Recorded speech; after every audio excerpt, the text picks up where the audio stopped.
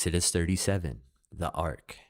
And Bezalel made the ark of shittim wood. 2 cubits and a half was the length of it, and a cubit and a half was the breadth of it, and the cubit and a half was the height of it. And he laid it over with pure gold within and without, and made a crown of gold to round about. And he cast it for 4 rings of gold to be set by the 4 corners of it, even 2 rings upon one side of it, and 2 rings upon the other side of it. And he made staves of shittim wood, and overlaid them with gold. And he put the staves into the rings by the sides of the ark to bear the ark. And he made the mercy seat of pure gold. 2 cubits and a half was the length thereof, and 1 cubit and a half was the breadth thereof. And he made it 2 cherubims of gold, beaten out of one piece made by them, and 2 ends of the mercy seat. 1 cherubim on the end of this side, and another cherubim on the other end of that side. And the mercy seat made the cherubims on the 2 ends thereof. And the cherubim spread out their wings on high, and covered with their wings over the mercy seat, with their faces one to another. Even to the mercy seatward were their faces of the cherubim. And he made the table of shittim wood. 2 cubits was the length thereof, and a cubit the breadth thereof, and a cubit and a half the height thereof. And he overlaid it with pure gold, and made thereunto a crown of gold round about. And he made thereunto a border of an handbreadth round about it, and made a crown of gold of the border thereof round about. And he cast for it 4 rings of gold, and put the rings upon the 4 corners that were in the 4 feet thereof. Over against the border were the rings, the places for the staves to bear the table. And he made it staves of shittim wood, and overlaid them with gold to bear the table. And he made the vessels which were upon the table, his dishes, and his spoons, and his bowls, and his covers to cover withal, of pure gold. And he made the candlestick of pure gold, and beaten work made he the candlestick. His shaft, his branches, his bowls, his knops, his flowers were of the same, and 6 branches going out the sides thereof, 3 branches of candlesticks out of one side thereof, and 3 branches of candlestick out of the other side thereof. 3 bowls made the fashion of almonds in one branch, a knop and a flower, and 3 bowls made like almonds in another branch, a knop and a flower. So throughout the 6 branches going out of the candlestick, and in the candlestick were 4 bowls made like almonds, his knops and his flowers, and knop under 2 branches of the same, and knop under 2 branches of the same, and knop under 2 branches of the same, according to the 6 branches going out of it. And their knops and their branches were of the same. All of it was one beaten work of pure gold. And he made 7 lamps, and his snuffers and his snuff dishes of pure gold. Of talent of pure gold he made it, and all the vessels thereof. The altars. And he made the incense altars of shittim wood. The length of it was a cubit, and the breadth of it a cubit. And it was 4 square, and 2 cubits was the height of it. The horns thereof were the same. He laid it with pure gold, both the top of it and the sides of it, round about. The horns of it also he made unto a crown of gold round about. He made the 2 rings of gold for it under the crown thereof, by 2 corners of it, upon the 2 sides of it, to be places for the staves to bear it withal.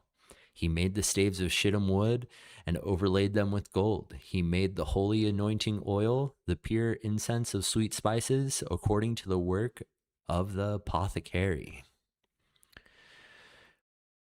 All of this sounds very familiar. Exodus follows the master artisan Bezalel as he steps into the workshop to personally forge the most sacred gold-plated furniture hidden within the interior of the tabernacle. As you read the text live, notice the critical shift in authorship. Back in chapter 25, these specs were delivered as a command from God, thou shalt make. Here the text records the precise fulfillment of these commandments, and Bezalel made.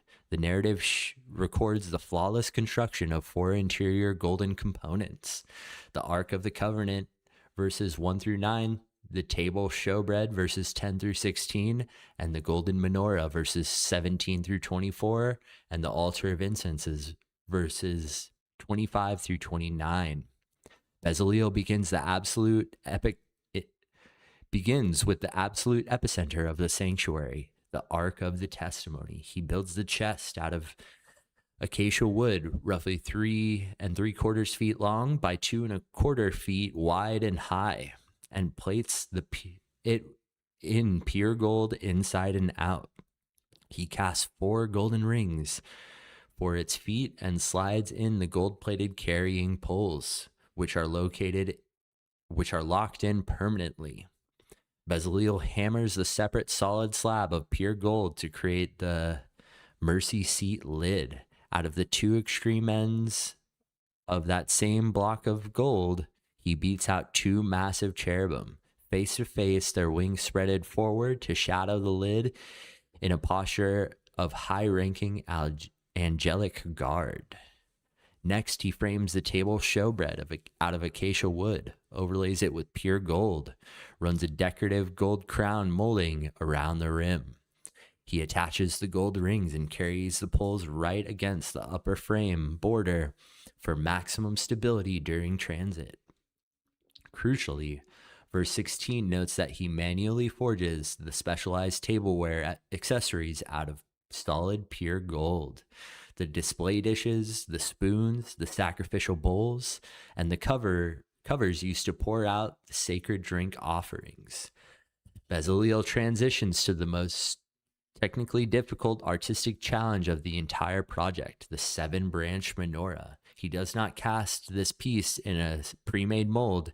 The text notes that he beats it out of a single continuous talent of solid gold. He meticulously shapes the central shaft and its 6 extending branches to look like an organic botanical almond tree. Every branch is detailed with a golden bowl that's shaped like an opened almond blossom. Structural knots, delicate flowers. He finishes the unit by carving its 7 individual oil lamps, its snuffers, and its ash disposal trays out of solid gold.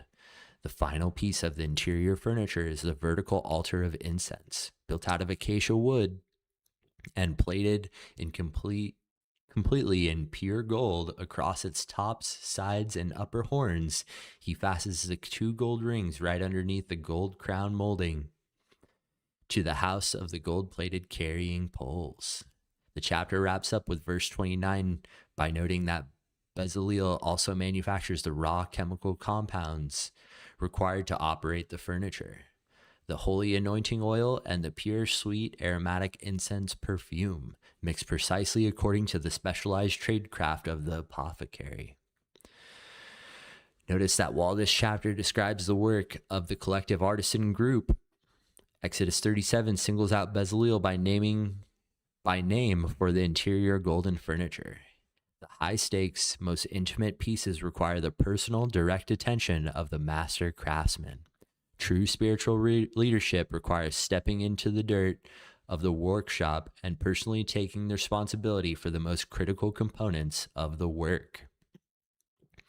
Bezalel plates the inside of the Ark of the Covenant with the exact same high-grade pure gold leaf that he used for the highly visible exterior. No human eye would ever see the interior walls of that chest once the stone tablets were dropped in and the heavy mercy seat lid was slid into place. It sat in an absolute pitch black isolation within the Holy of Holies. This teaches the profound lesson about integrity. True excellence and holiness do not perform for public applause. God values the hidden interior spaces of the of your character just as much as the external actions broadcasted to the public. As you read through the complete inventory of the gold tools, tables, and lampstands, remember that everything inside the holy place was designed to facilitate intimate connection between God and man. The table held the bread of presence, the lampstand provided the light of life, and the altar generated the smoke of prayer. When you step into the fellowship of God, he doesn't provide a cheap temporary environment. He sets an uncompromised golden standard of beauty, care, and permanence for his people. Nice.